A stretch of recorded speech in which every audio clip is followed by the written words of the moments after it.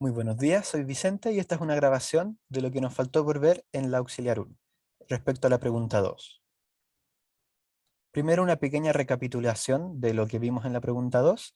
Este era un problema en el que buscábamos establecer la relación entre cantidades microscópicas de un sistema con cantidades macroscópicas. En este caso, velocidad promedio y momentum de las partículas con cantidades como temperatura, presión, volumen y energía.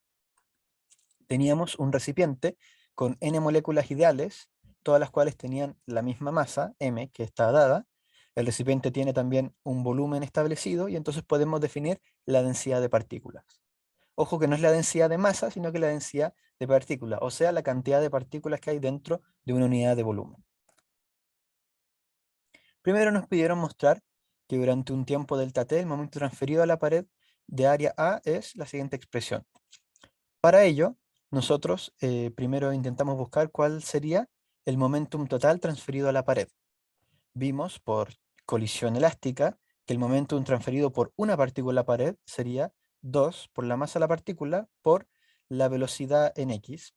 Y entonces, para obtener la diferencia de momentum total, multiplicamos esto por el número de partículas que chocan contra la pared de área A. El número de partículas que chocan lo encontramos de la siguiente forma. Nos definimos un área de un cilindro, el área A, y la altura del cilindro de tal forma que fuese la velocidad en x de las partículas por el intervalo de tiempo.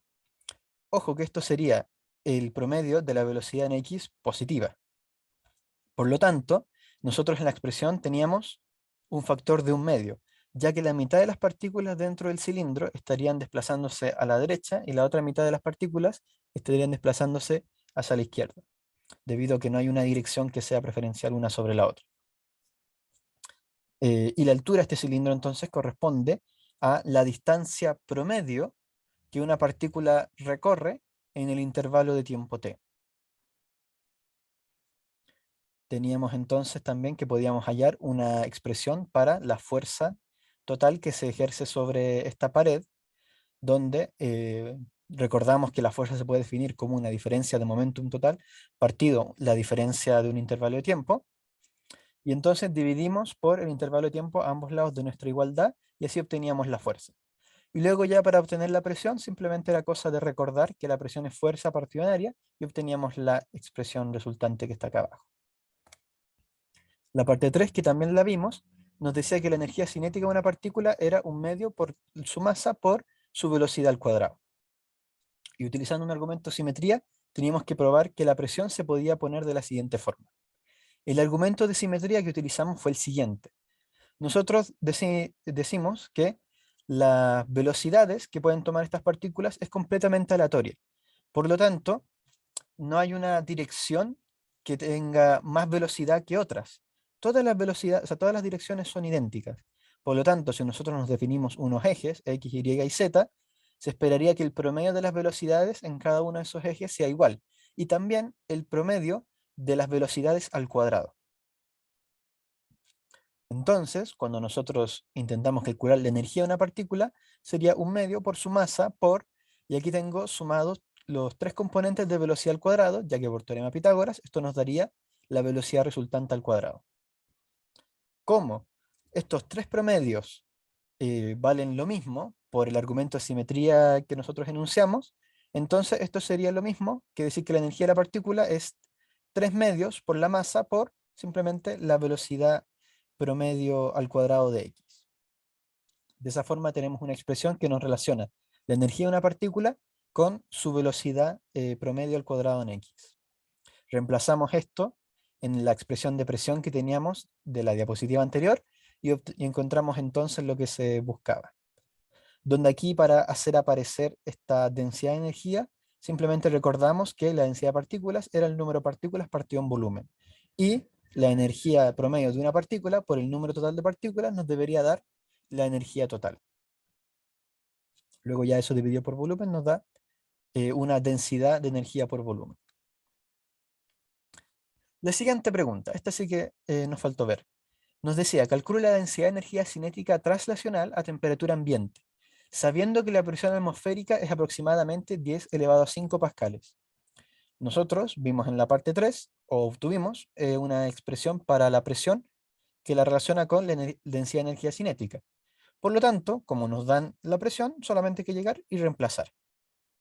De esta forma obtenemos que la densidad de energía cinética sería 1,5 por 10 elevado a 5 y las unidades serían joules partido metros cúbicos, porque esto sería unidad de energía partido volumen en Sistema Internacional de Unidades de Medida. La pregunta 5 nos dice, calcule la energía total almacenada en la atmósfera del planeta hasta unos 2000 metros de altura, que es donde se concentra la mayor parte de la población. El radio terrestre promedio es de 6.378 kilómetros. Entonces, nosotros en la pregunta número 4 ya, bueno, y de hecho en la pregunta número 3 tenemos una fórmula que nos está relacionando la presión con la densidad de energía. Y en la parte 4 nosotros ya encontramos cuál era esa densidad de energía. Entonces el dato que nos estaría faltando ahora sería el volumen, ya que si multiplicamos esta densidad de energía por un volumen obtendremos la energía total. ¿Cuál es el volumen de la atmósfera? Lo podemos definir como si fuera una especie de cascarón esférico, pero no un cascarón infinitamente delgado, sino que tiene un cierto grosor.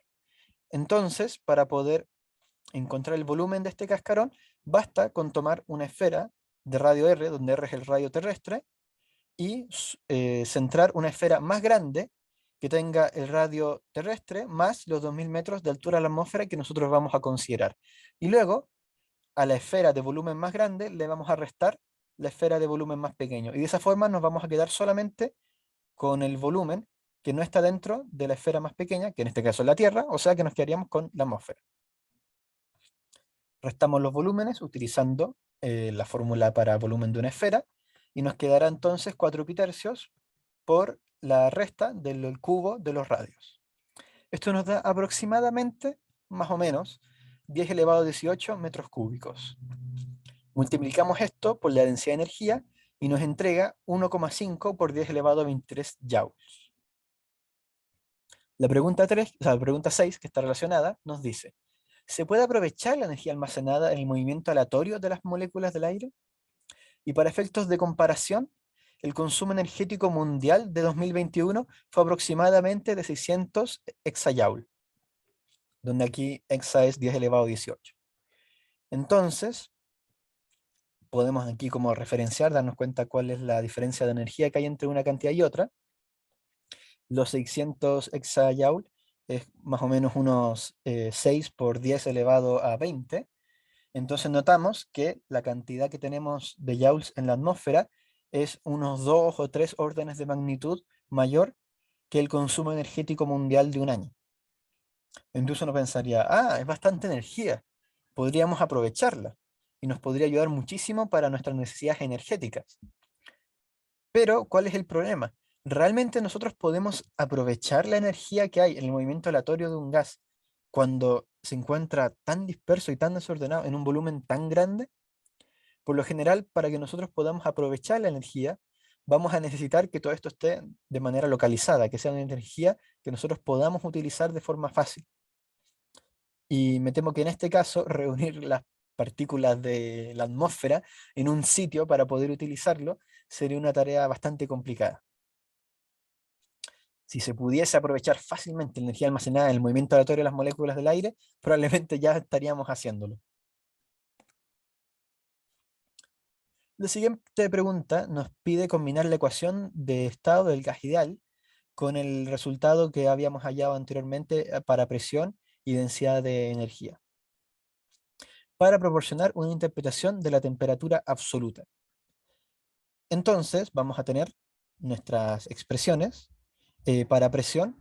Una de ellas es la que vimos en las preguntas anteriores y la otra se obtiene simplemente dividiendo por volumen ambos lados en la ecuación de estado del gas ideal.